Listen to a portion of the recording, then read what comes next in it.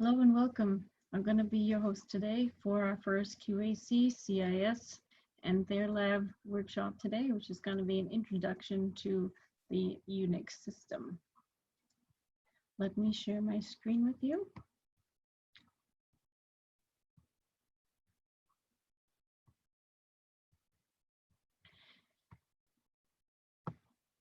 So today will be day one of a three-part series. In our first day, we are going to have a first look at high-performance computing, particularly here at Wesleyan University.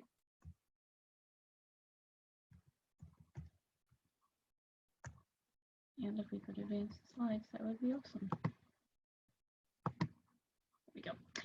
If you'd like to follow along with us, please join us either with the CIS workshop page, which you can go to the CIS workshop Moodle, which is the Science Research 2020 Moodle, which everybody should be part of. You can also join through the QAC workshop route, which is the QAC apprenticeship Moodle page. And finally, you can also join through the Thayer lab if you are part of our lab. So just to give you a bird's eye view of what we're going to be doing today and over the next 3 days, today will be our first look, which is going to include an introduction to Unix, find out what it is, a little bit about its history, talk about the high performance computing environment here at Wesleyan University, introduce you to our cluster. And then we'll talk about remote computing and how to log on to Cottontail, which is our head node, which is the access point to our supercomputer here at Wesleyan University. In the second day, we're going to talk about text editors is our major focus. We'll be understanding the directory tree. So when we edit files with the text editors, we will need to understand how we can make files and how we can make directories, otherwise known as folders in the Windows environment. And so those are organized in a particular way, and that is called the directory tree. So we're going to learn about that. We will learn a few Unix commands today, but we will learn many more on day 2, which will get you up and started to working on the cluster and what to do at the prompt. And we will also review some popular editors, which are Emacs, Pico, and VI. We'll round out our lessons with day 3, bash scripting. So one of the most important things that we can do working in the high performance computing environment is to send jobs to the queue. And in order to be able to do that, you'll need to be able to write bash scripts. So what we're going to do is we're going to understand what the queuing system is. That is, how do we all get to use the resources in a fair and equitable manner, which the queuing system will help. And it also is how the resources can be accessed, particularly the compute nodes. We'll learn how to create the bash scripts, which will be used to write your scripts for the queuing system. We'll talk about how to submit your jobs to the queue and also some more Unix commands, particularly related to running the jobs on the queue. So that's what we have in store for you this week. We hope that this will be a comprehensive set of lessons that will give you the information and skills that you need to successfully work here on the cluster. So let's get into day 1, our first look. Introduction to Unix. So let's start off with talking about what an operating system is. You've probably heard of operating system before, and I'll be showing you that, in fact, you actually have some familiar knowledge of operating systems already. So an operating system is a software component of your computer that's going to interface between the user and the hardware. So the hardware is, for example, what actually does the calculations on your computer. So the user might be using an application, like I'm running PowerPoint right now and Zoom to bring this workshop to you. So those applications are talking to the operating system, which is interfacing with the hardware on my computer, which then is sending things back to the operating system, to the application, so that the user, me, can actually see this on my screen. So this is the overall idea of what the operating system is. And there are several operating systems that are familiar to us. So you're probably either currently working with a Windows machine or a Mac machine. And many of you are probably also familiar with the Android environment from your cell phones. But there's another operating system in addition to that, and that is the Unix operating system, which is well suited to working in the Hpc environment. So what exactly is Unix? It's actually a family of operating systems. It isn't a particular operating system, as I'll show you shortly, but many of them have things all in common, which is why we tend to talk or call them the Unix operating system. But it is in fact a family of operating systems that is going to allow for multitasking and multi-user environment. This will be particularly important and well suited for working on the cluster, as you'll see, because there could be many users all at once. This came from the from AT&T, which was developed in the Bell Labs. And so this was a research project, and Ken Thompson and Dennis Ritchie were the first and most prominent people who were involved in developing this, which they used as part of their research in order to be able to interface with the computers that they were working on. And so it turned out to be incredibly useful, and it's probably the most widely used operating system for serious high performance computing and for scientific computing in general. And so there started to be a demand for this, and so AT&T licensed Unix to outside parties starting in the late 1970s. So you can see that this has been around for quite some time now, and it led to a variety of academic and commercial variants from vendors, which is the kind that we are going to be working with and what we have on our cluster. So even though there are a wide variety of flavors of Unix, as we like to call them, they are in fact all quite similar. And once you learn how to use one or other version of Unix, it's quite easy to move on to another version of Unix, especially just for day-to-day use. And really, system administrators would be the one who would really feel the major differences between them. So this is a diagram that shows the history of the development from the original Unix. Okay, so this is the development of the original Unix in the early 1970s, and this maps out how the Unix had changed over the years. And so as we saw in the previous slide, it was licensed out to various users. And so you see that we have a variety of different versions available, right? So the open source ones are the ones that people like you and I can go and get the code for that, and we can edit and change it, and then we can release it. And so this tends to be the kind of Unix that has grown up in more of the academic setting, but also has been made available for other groups as well. There are mixed or in shared sources where some of it's proprietary and some of it is free. And then there's the closed source ones, the ones that people tend to buy.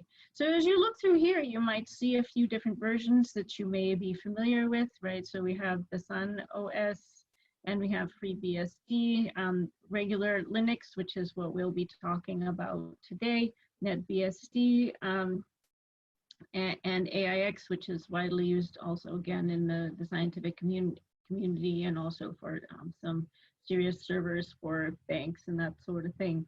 That require some special security measures and so forth. And Solaris is another version you may have heard of as well.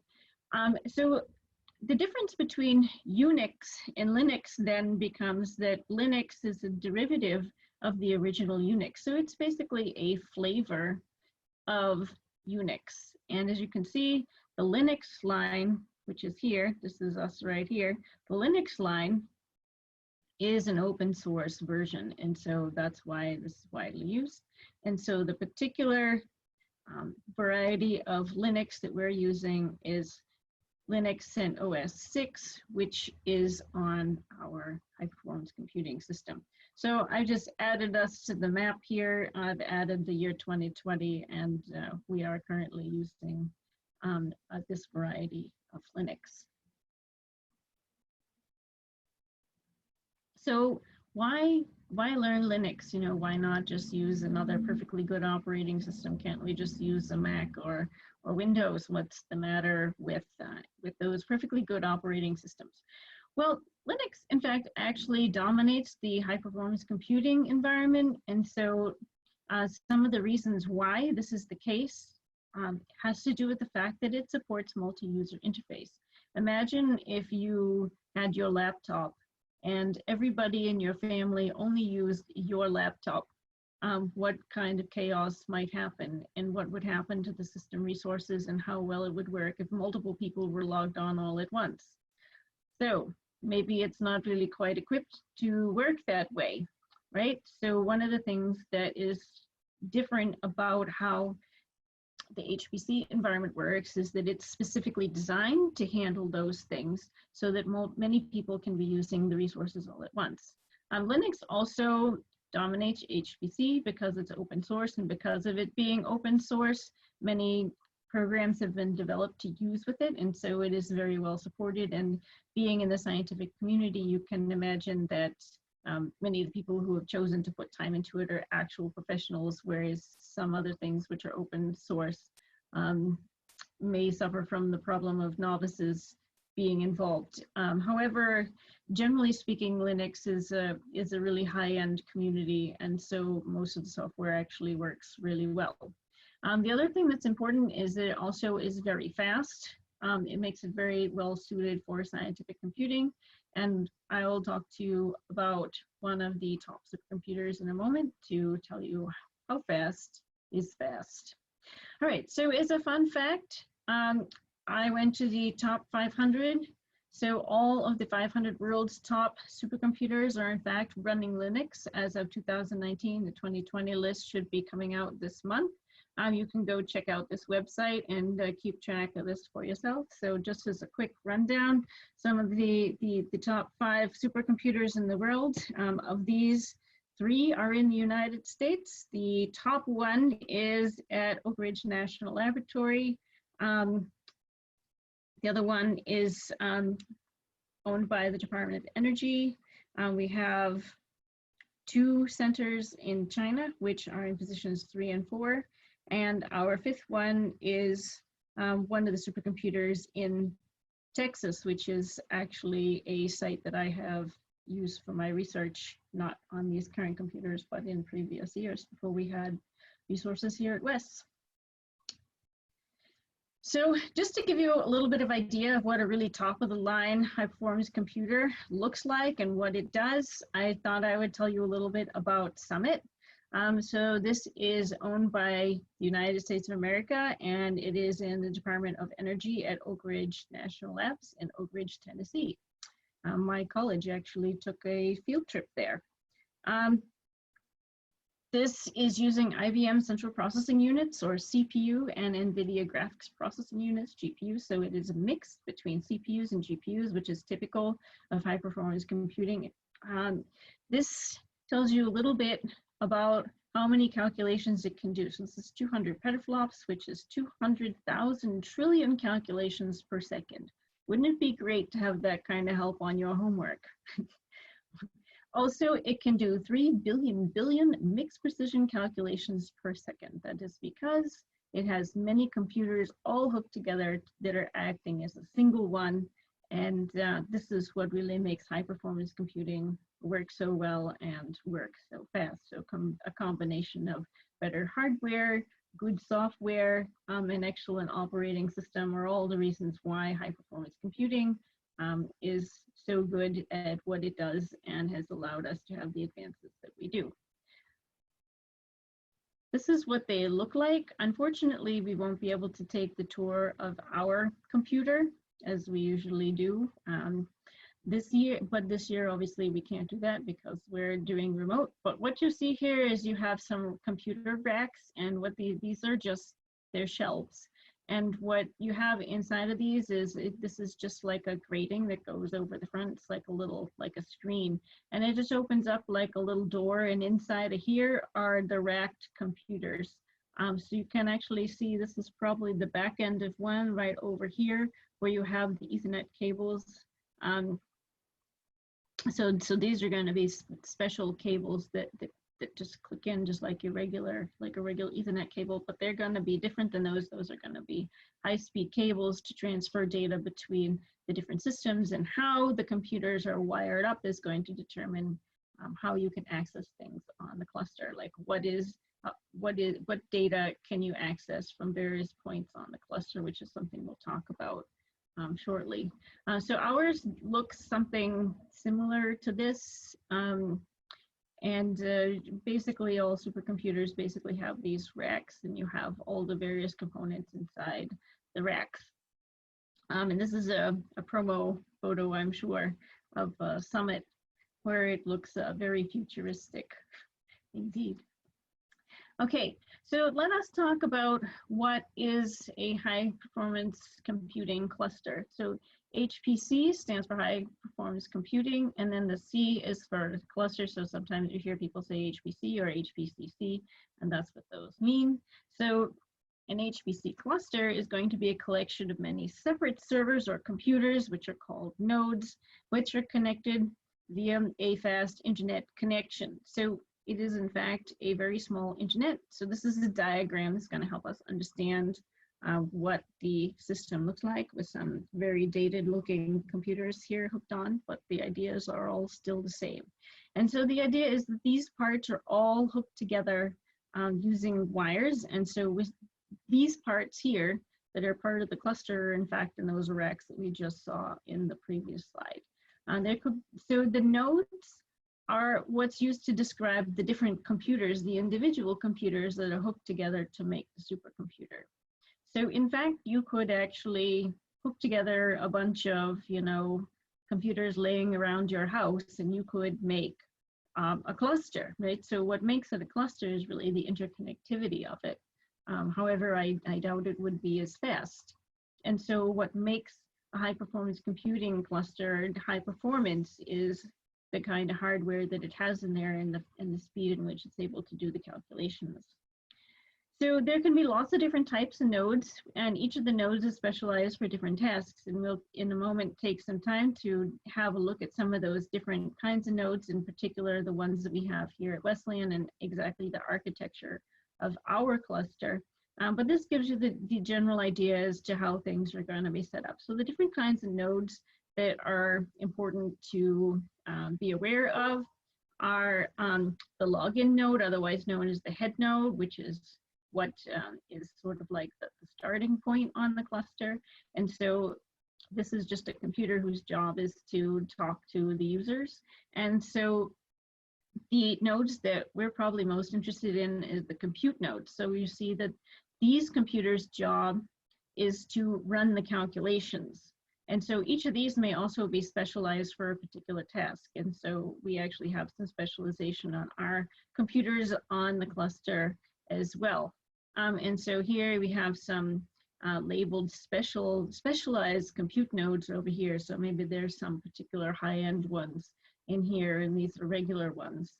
And so GPU nodes these days tend to be more than the rule than the exception on most clusters.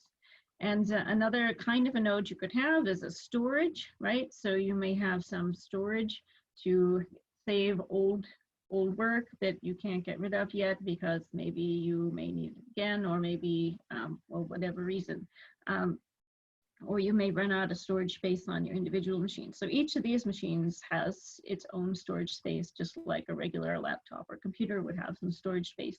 But sometimes you also need additional storage to store your databases and these kinds of things. So for example, when I run my molecular dynamics trajectories, I may produce very large amounts of data, and I may not want to have that in my regular place. I may need to move that someplace else. And so that's what this can be used for, or, when students graduate and their projects are complete and that sort of thing. And another kind of node that we have is the users. This is us. This is a variety of different people who are logged on to the cluster, and they are doing some work on the computer, and they're all doing this simultaneously. So it's only 4 people logged in. It's a slow day today. And then we have the InfiniBand switch, which is the cables that run between them. And so that is what enables the connectivity of the nodes and what allows the fast data transfer rate. So to transfer data between one place and another on the same disk is usually typically pretty quick. And relatively speaking, as opposed to, say, if you had something on an external drive, like you might have right here, a USB drive, right? So the USB may be slower than the transfer from a drive that's on your own computer. And so one of the things we want to think about is, how can we have the fastest data transfer, especially when we talk about working with very large data sets, which is one of the reasons why we would have this. So let's just talk about what makes supercomputers be so fast. So historically, computers were somewhat limited in terms of how much faster they were going to get, until there was this really interesting crossover between fields where gamers were working on these graphical processing units, the GPUs. And the graphical processing units had the job of rapidly displaying updates to images on screens for gamers. And so the real insight here was that this same technology could be applied to calculations. And so GPUs originally only worked with data about graphics. So you could imagine taking some kind of an image and analyzing it pixel by pixel, and you could convert that into an array. Or so an array is like a matrix. So maybe heard about this in math class. We have positions in the X and the Y direction, and it would be of a fixed size and so forth. So it would be very easy to index the positions in the array. And so the real advance was recognizing the fact that there would be some applications in which, instead of representing information about an image in an array, that we could instead encode information about something scientific, such as molecular dynamic simulations, a database, something like this. So if we could do that, then what we can do is we can take advantage of the technology that has been developed in this area. So basically how it works is it's going to change how the data gets written inside in the place where the computation is actually taking place. So when you need to do a computation, there's more than one kind of memory on a computer, right? So you're going to have your RAM, your random access memory, which is going to be actually accessed by the thing that is actually doing the computing. And so if you're going to do a computation, or you're going to do anything, all of the information needs to be written into the RAM so that it's accessible to do the calculation, and then it gets written back out. All of this happens behind the scenes, and you don't actually do this manually. And so what ends up happening is that you'll run out of space, right? And so the reason why your computer will run faster if you increase the RAM is because if you do so many things, you have so many applications open, that you need to swap things in and out off of this single RAM, then the problem is you're going to need to erase some of the space and put something new in. And so this is what actually slows down the computer, because you're waiting for the bus to transfer the data from the hard disk, so like your C drive or whatever, into the RAM in order for the application to do what it needs to do. So the thing that made this get so much better was people realized that one way you could speed things up is that if you could just move things in chunks, so you wouldn't have to move around and figure out, all the different addresses of where the data was stored on the disk to transfer it into the RAM. If you could just use an index, you would already know it's going to be in a chunk. And the chunks may be of predictable size. So like, for example, if it's an image and it's updating, right, the size of the image is always going to be the same. And so that could be really useful. And so what you can do then is you can write it in, and you can write your code in such a way that you're going to move in a block of data, and you're going to work with that until you're done with it, and then move it out, and then move in another block that's in a predictable place. And it makes it faster in order to do the swapping in and the swapping out. And also it will try to not erase data that you need to use again later. And so the advance was at the hardware level, being able to do this, which is what the GPUs do. and also in the software level that is being set up to specifically transfer the data in this particular way and making use of that. And so that's what made the GPUs so great. And so Tesla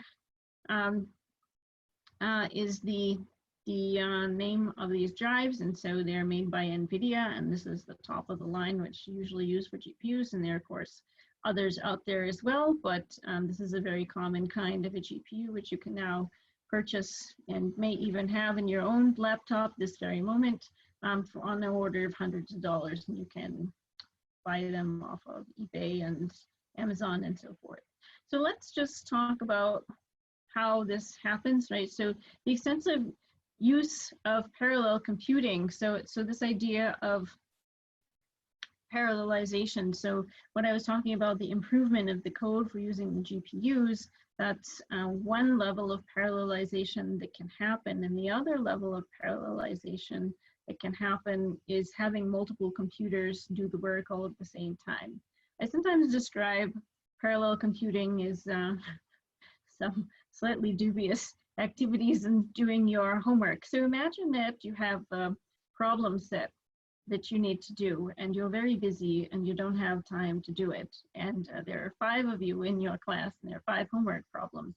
If each person completed one homework problem, and then all of you shared your responses at the end, and everybody turned in that answer, you see how much faster you would get through, because you would in the end have the benefit of getting all the answers, but you would have only completed one calculation. So this is the idea of parallel computing, because multiple computers can be working at the same time on a problem. So if you have some sort of a thing where you need to, do some calculations that aren't dependent on another calculation's answer, you can do them at the same time. So for example, summing up lots of numbers, multiplication of lots of numbers, taking the integral of lots of things, you may be able to do these independently. And so that's part of how this works. So like I was saying, the parallelization happens at 2 levels. The first is in the level of the code. So that can mean the code writer is doing that, is writing the code as parallel code. And it also can be done at the hardware level. So having improved GPUs instead of using CPUs, which can work in parallels. You can have more than one CPU calculating at the same time. But the parallelization that comes from that working with matrices the GPUs do so well is another example and another level of parallelization that can be done. Just to give you an example, it used to be that running a particular amount of simulation, say even 5 years ago, it would take say like 3 days to run a nanosecond, and now we can do multiple nanoseconds in an afternoon. So, I mean, the improvement has really been immense, and our research has definitely benefited from this. And so probably many of you in other fields as well have also experienced this. And so these are just some of the things, right? Hardware improvements. So we talked about the GPUs and the systematic block copying of data. And so the multi-threading is the parallelization that can occur at the level of the code itself. And this is what looks like. So then what I would like to do is I would like to tell you about Hbcc here at Wesleyan. So I'm going to introduce you to our cluster and also to the computing environment here at Wesleyan. Unfortunately, I do not have quick access to the photographs of the cluster that I have taken on my many visits there. And so I took these off of our wiki page, which are some photos that came from the move-in day, which are rather close-up pictures, but you can kind of see some of the things that I was mentioning when we were looking at the other supercomputer. So here's an example. This is a rack, and you can see the hours of Dell, and here you're seeing the individual computers stacked in here. So they don't have nice cases like laptop or desktop would. They look much more plain. Here you can see them from a different angle, and here you can see the door, right? And so here are the connectivity, right? Here, these are the connections between the different nodes. You can see this again over here, and here, this is how the wires are run up. And of course, Yeah, something you may not realize is that inside high performance computing centers, it's very loud. The reason being that there are many fans running. These give off an awful lot of heat. And so there's constantly have to be fans and air conditioning running in order to keep it cool, because if the computers become too hot, well, there's always the potential for a meltdown in the literal sense. And so you can ruin your computers if they exceed a certain temperature. And so that is one of the major challenges. And so when you actually go to visit it, it's quite loud. There's like air conditioning kind of noise, and lots of air flow around the computers is typically what these look like. So I hope we'll be able to go to a future tour of the cluster. It's unfortunate that we don't get to do that this time. All right, so I'm just going to give you a brief history and startup of the Wesleyan Hbcc. If you want to learn more about this and also more about our cluster, I do encourage you to go and visit our DocuWiki, which Hank, our system administrator, updates on a regular basis and has done an excellent job keeping track of many of the documentations we need. This is the website down here. You can go here and go to their homepage and so forth. And this is a very old schematic of what our computer cluster looked like, but I just wanted to give you some ideas to how things are connected up, right? So it's giving you some different nodes, and you have some different components of it being set up. So the HPC originally started in 2006 by 4 Wesleyan faculty members, and who went and approached ITS to see if we could bring a cluster here on Wesleyan, and they worked tirelessly to get grant money. And in the end, we've in fact had 2 grants that have significantly contributed to the cluster. So this was from the National Science Foundation, had $190,000 to get 2 racks of Dells. And this was an original cluster. As you can see, it was made up of only CPUs. So this will give you some ideas to how much our cluster has changed. And then we got another award in 2010 for about $105K. And we also had some alumni donations. So you can see how much money we've put into this is somewhere around $200,000 at that point. And so people are always, of course, happy to give money to get things started up because it's new and exciting, and it's not so exciting to support processivity. So Wesleyan now has a self-funding mechanism, and so this is funded by contributions from the university itself, and also the users, our labs, who are those of us who are using the cluster. We also contribute to the cost of the HPC in order to bring this up. So currently, the Wesleyan Hbcc is part of the Scientific Computing and Informatics Center, SCIC, and the supercomputer itself is located on the 5th floor of Exley. If you ever wondered why there's all these keypads and so forth to enter in the off hours, it's because that's where our computer is at. Our administrator is Hank Midge. He's a really terrific guy, and I'm sure if you do Hbcc work more often that you will be interfacing with him. And again, we have a wiki page which Hank manages for us to keep us all up to date. And this is the home page of our wiki, which I encourage you to visit and to read often. So I told you a bit about the basic components of clusters. And so what I want to do is just take you through and talk to you about the major components and what we have here at Wesleyan. So the head node is going to be basically the entryway, the entry point into the cluster. The head node does a number of important things. What it does is it manages all the logging in. So when you log in later today, you'll be logging into our head node, Cottontail. It also has the important job of scheduling jobs on the compute nodes. So what exactly does that mean? You'll learn more about that as we progress through the workshops. But in a nutshell, what this is that a job means you have a calculation that you want to do. And if you want to calculate on the compute nodes, which is where the jobs belong, then what you want to do is you need to schedule them, but somebody might already be using it. So you'll see that there needs to be some kind of a waiting in line kind of a system to set up, right? So we want to have some queue, which is why we call this the queuing system. So when people need to do a job, you send the information to the queue, and the queue will figure out which compute node to send it to. So each compute node may have different resources, and it will sort out what resources you're asking for and what resources are available and who's in line, so that everybody gets a turn and gets sent to a compute node that's actually capable of doing whatever it is you need to do. So cottontail.wesleyan.edu is our main point of contact with the cluster, and that is our main head node. So this is a list of the nodes on, well, the head node or head node like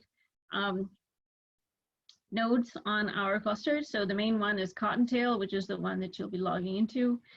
So as you can see, though, there could be a problem, right? So what could happen, like if people all started trying to do their calculations on the head node instead of sending them to the compute node, this could rapidly get overburdened, right? And would be too busy to work. And so this is part of why we have it being the scheduler.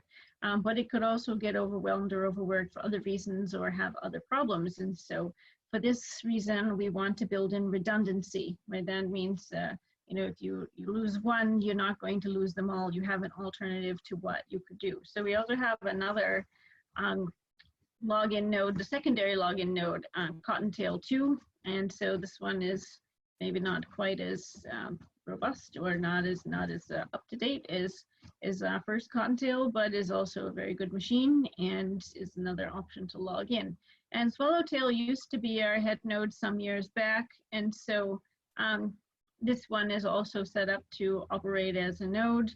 And you can see that these two machines are also capable of scheduling the jobs as a backup. And Swallowtail also has some databases on it, probably because of its legacy of having been the head node before. We also have some other older machines, Petaltail and Whitetail. And so these are also available, and these are typically used for running some tests. So if you're going to run something and you're not sure if it's going to destabilize the computer system, not sure what's going to happen, this is where you should work on those kinds of projects. The compute nodes. So the compute nodes are the part of the cluster that in fact actually makes it so good for doing scientific research. So there are multiple compute nodes on the cluster, and they carry out the calculations, which are called jobs here, especially when we submit them to the queue. So we say we submit a job to the queue. That's what we mean. We're trying to send a calculation to a particular compute node. Jobs are sent to the compute nodes through the scheduler. As we were saying, it keeps track of which nodes are available to do a run. Some are being used and some aren't. And when a computer node matching your needed resources in terms of memory, CPU, and GPU, then your job will get executed. So that means nothing goes to waste, and we make sure we make the best use of the resource that we have. We point out that not all nodes necessarily have identical resources, and that's why we have some nodes dedicated to certain kinds of jobs. And so if you're doing a particular type of calculation, you may prefer to work on a particular node for some reasons that will become apparent when we start looking at the stats of the nodes. So what we want to do is select the node that matches the need of your job, and the way that we do this is by submitting a request to the queuing system. This is going to be done in the form of a bash script, and that is going to provide the information to the scheduler to tell it where it is you want to do your calculations. This table here is a table of Wesleyan HPC compute nodes and the queues. So these are the names of the queues, and the idea is these are like the lines. So if you have a calculation that you want to do and you want to do it on a particular kind of a compute node, what you need to do is you need to submit it to the appropriate queue. So this is telling you where it's matched to and what is going to be there, right? So, and there are also different number of hosts in the different queues. So for example, HP12, this is our default, is one of our more simplified versions. You see that we only have CPUs on this, but there are 32 nodes of CPUs available, and it'd be like 32 computers available to do calculations, right? There can be 256 jobs or calculations, individual calculations being run. These have 12 gigabits memory per node, and there are 32 of these nodes. Okay, so here we see that we have some additional nodes on here, and basically these are more or less ranked in level of probably historical addition of them, right? And so these hosts are the computers that are on them, and it will tell you how many nodes there are. So for example, this is 32, and they're called nodes N1 to N32, and there are 5 nodes in MWGPU, and so forth. Okay, so these are all of the different nodes that we have on here, and this is telling you something about the resources that they have on them, right? So some of our resources are CPU only, and some of our resources include GPUs on them, and so some software will take advantage of the GPUs, and others that cannot take advantage of it may be better suited to working on the CPUs. This is a similar list of information. So this covers the same nodes, but it's in a slightly different format, which I've taken from the wiki, right? So it's giving you some more detailed information in terms of the specific chips that are in each one and their processing speeds and how much memory they have.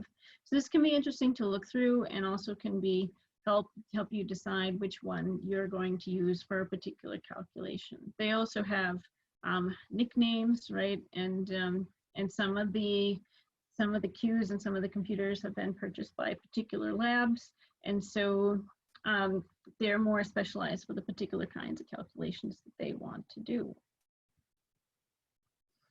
So I want to give you a rough idea of like what actually is here. So another way to look at this, I've made these little picture diagrams to help you understand what's here. So I've made this little picture to represent a compute core. Okay, so this is what a real compute core looks like, and this is my representation of it with the little dots, so we can see like 1 dot is equal to 1 compute core.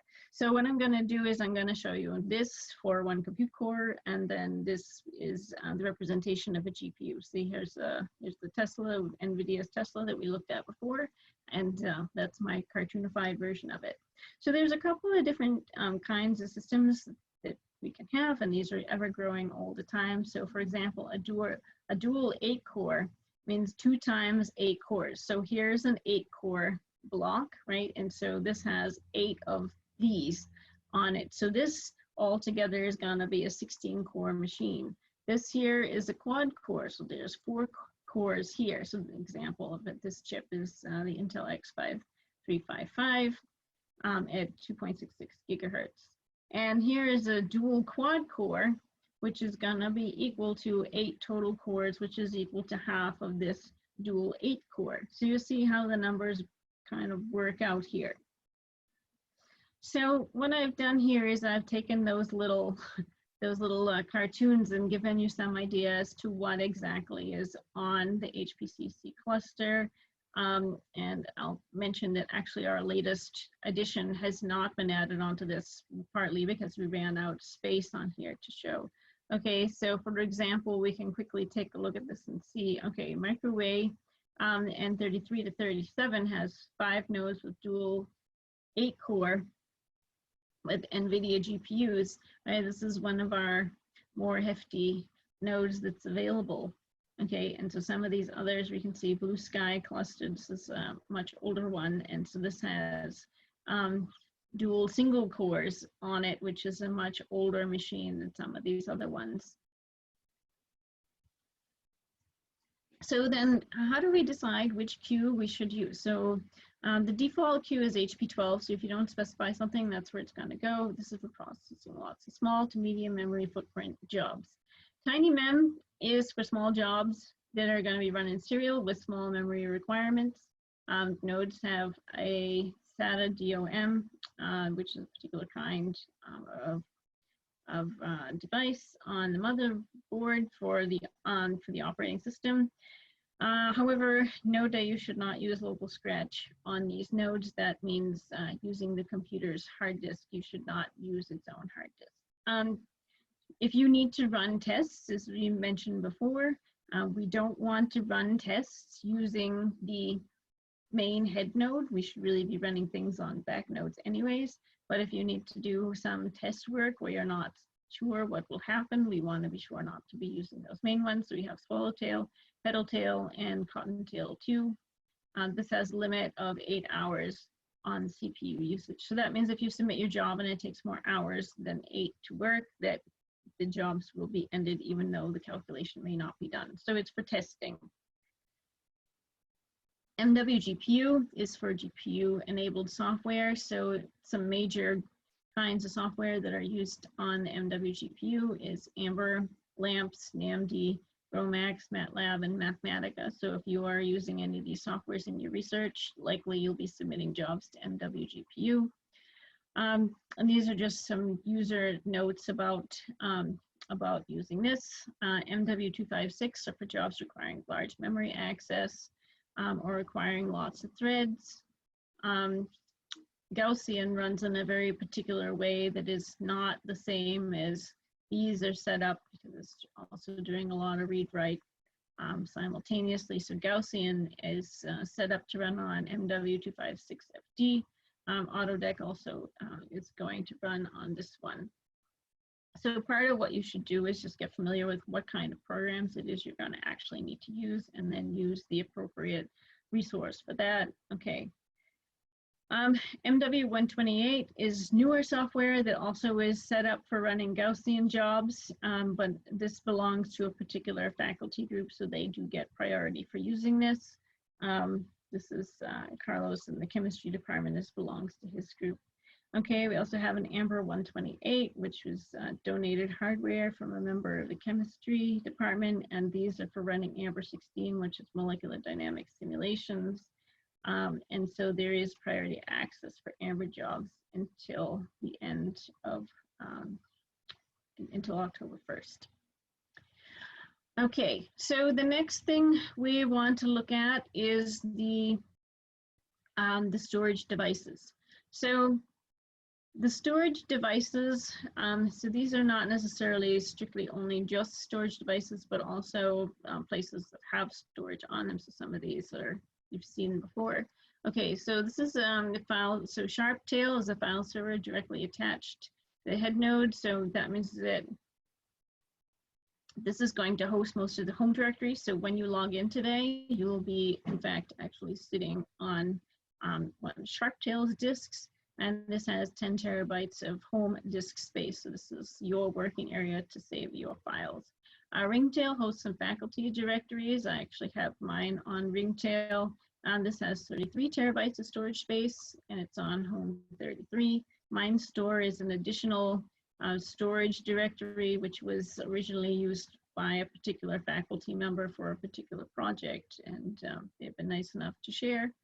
There are also some no quota and no backup user directories. So what this means is that, okay, so if you have a space on this home disk, if everybody filled it up with 1 terabyte of data and there's more than 10 users, you see we have a problem because it won't all fit, right? So usually we impose quotas on the amount of data that you can keep on a particular drive, and so this one is not having a hard quota on that. It doesn't mean that you can store any amount of data. It just means that it's once you hit there is no particular number in which you will have that you will no longer be able to store because of settings.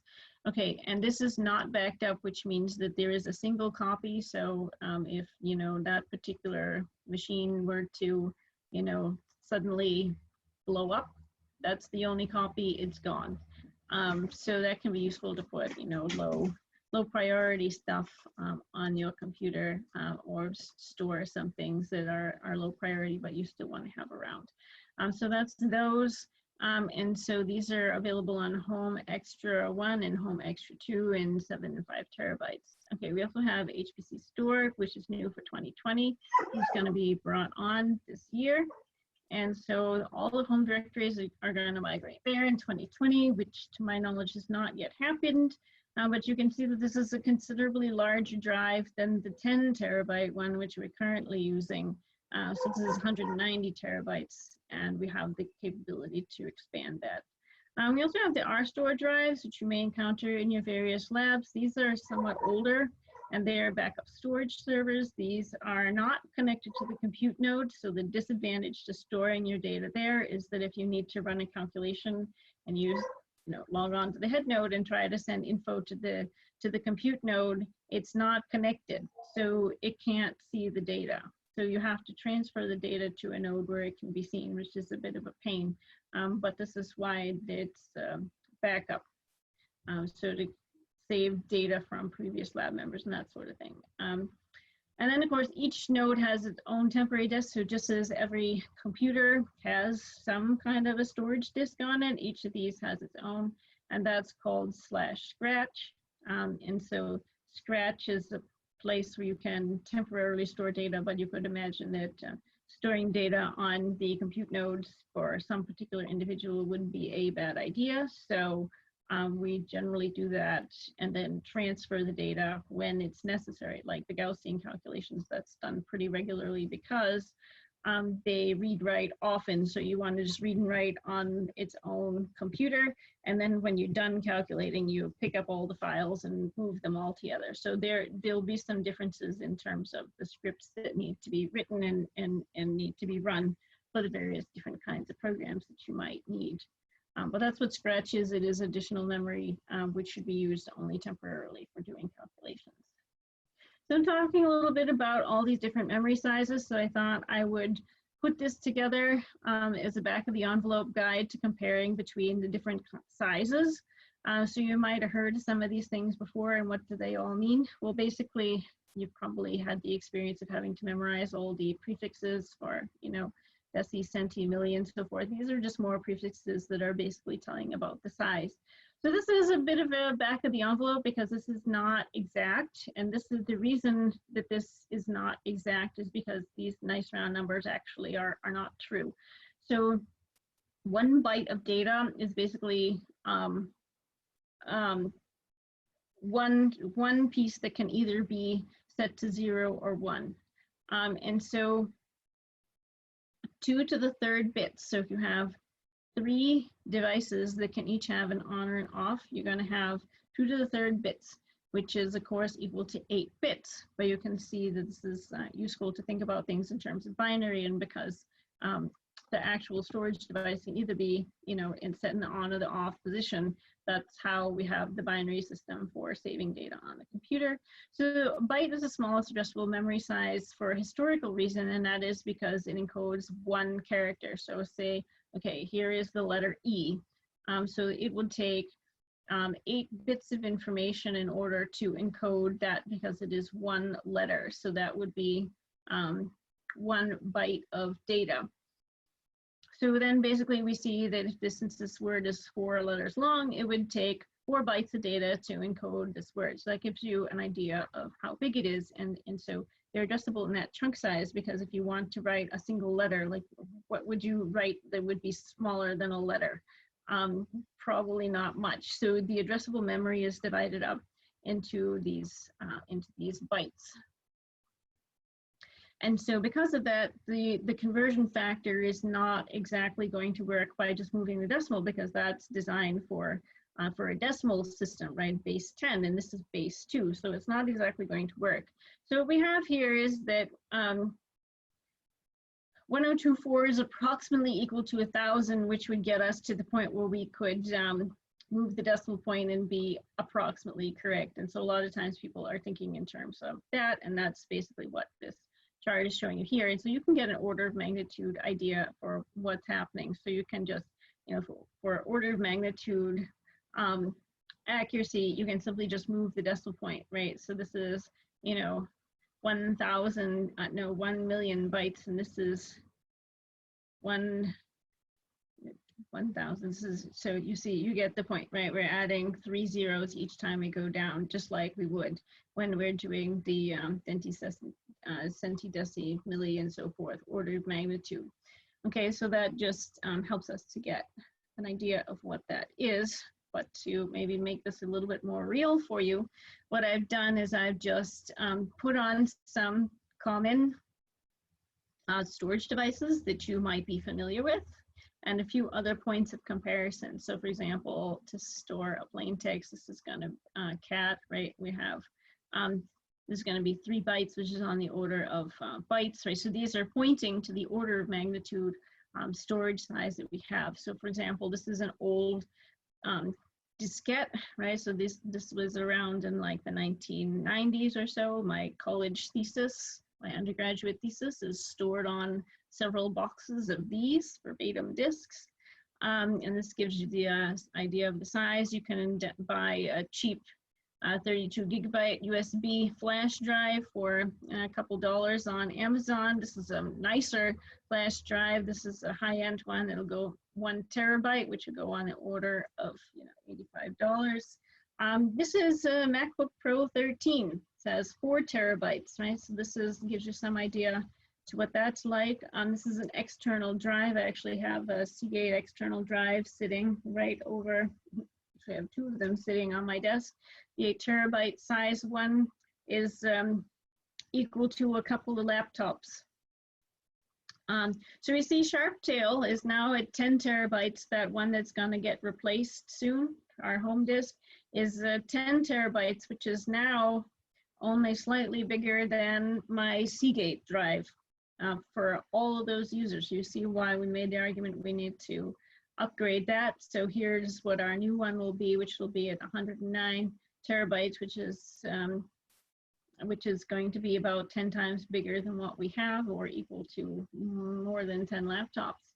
And Summit Supercomputer, I couldn't actually get any data on what kind of storage system they have, but their Scratch, their temporary disk storage space, is at 1.2 petabytes, just their Scratch. For a particular machine. So you can see how much huger that is and how much data that really is able to hold. So hopefully this has helped to simplify what some of those things actually mean for you and make that more understandable. All right, so another thing we need to talk about is the client node. So that's you. That's the user who needs to log on to the machine. And what kind of machine you have could be just about anything, a desktop, a laptop, Mac, PC, maybe you even have a Linux laptop, or maybe you even have a dual boot system. Any of those could be the client machine. And in fact, actually the client machine has very little to do with how fast the computer is going to run, because basically, as you'll see, all we're really doing from the client end is running the terminal in order to type the commands over to the other computer. So in case you had any concerns about, is your computer good enough to do calculations? Truth of the matter is, it probably really doesn't matter. So in the Hpc environments, usually users typically are going to connect from the remote host, which is called the client machine. You're going to log on to the cluster's head node, as we've mentioned, from your computer, and you're going to use an SSH client to connect to the high performance computing environment. And then you'll be using the terminal on your client machine to interact with the Hbcc. Which brings us then to the next section of our talk, which is remote computing and logging on to Cottontail. So since we are in the remote learning environment this summer, I thought that it would be particularly interesting to make sure we cover how to do remote computing, which adds perhaps one more step to what you would normally do, but also is the typical thing that we would do if we ever wanted to work from home. So one of the great things about being a computationalist is we are not necessarily tied to being in the lab all the time if we don't want to be. So if we're going to do remote work, we need to talk about the virtual private network and understand what that is, and we're going to need to log into the VPN. Okay, so the virtual private network is a remote access technology, and what this is going to do is it's going to send information through this VPN, and it's going to become encrypted. This is really important because as information is sent through the web, if it's not encrypted, it's possible that someone could get a hold of this information and understand what it is. But if it's encrypted, then they would need the key to understand what that information content is and actually read anything, right? So it's like a secret message that's sent through the VPN. And so that is what keeps your data safe. And that's why it's always important that you have encryption when you're entering your credit card numbers, doing banking, and doing high performance computing. It behaves as though you were on campus inside the Wesleyan network when you enter through the VPN. So the connection through your VPN isn't going to be directly to Cottontail. Your connection is going to be to a dedicated host, which is not specifically on the Hpc network.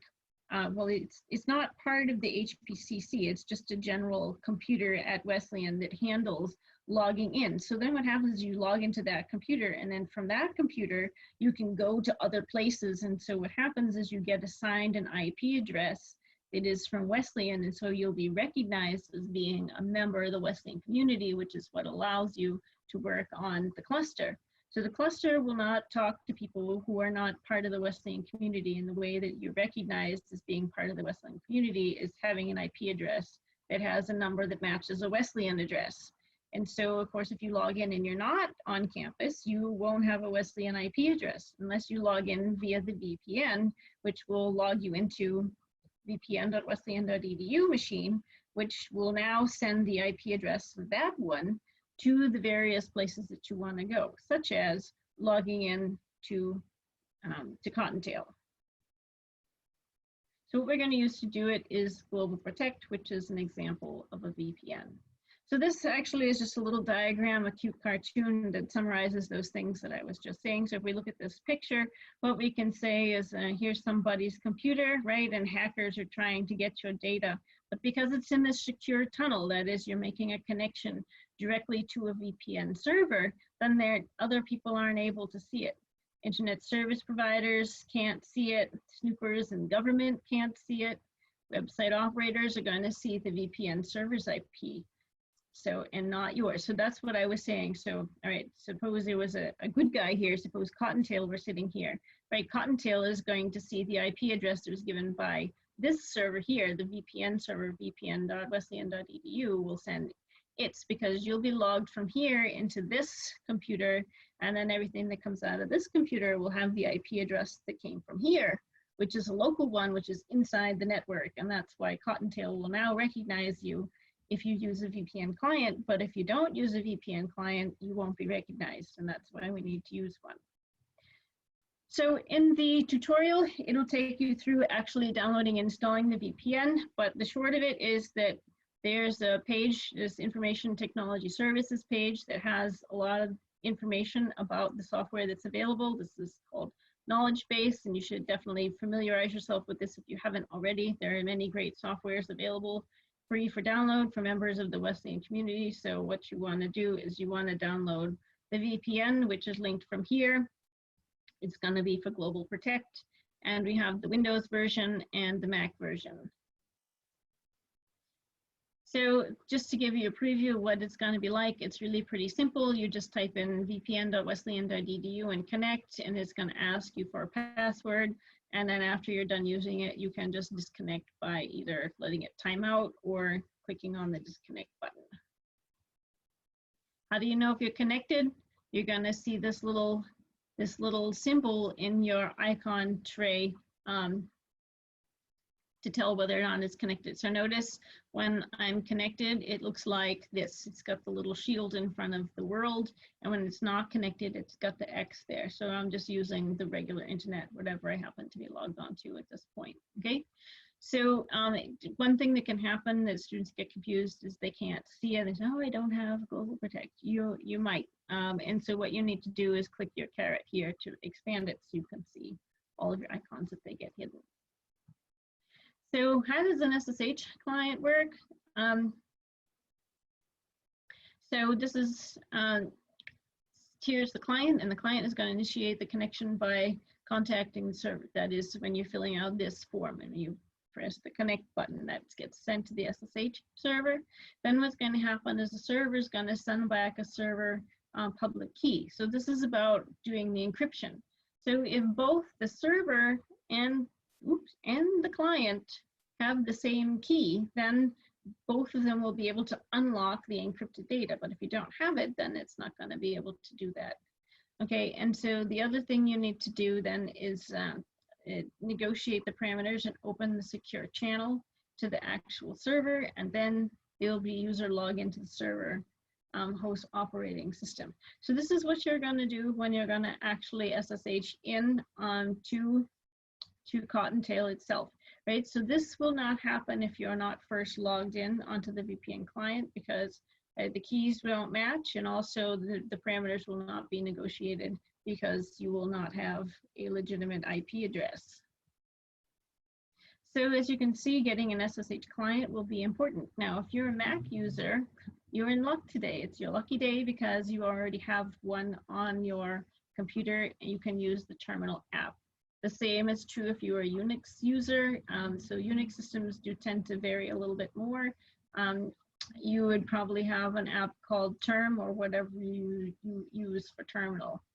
If you're a Windows user, you're going to have to install an SSH client, SSH Secure Shell Client or PuTTY, and we'll give you details on how to do that in the lab handout. It's very simple, very easy software to install and to use. So no matter what your situation is, we'll help you get started with that today, and really shouldn't be too difficult.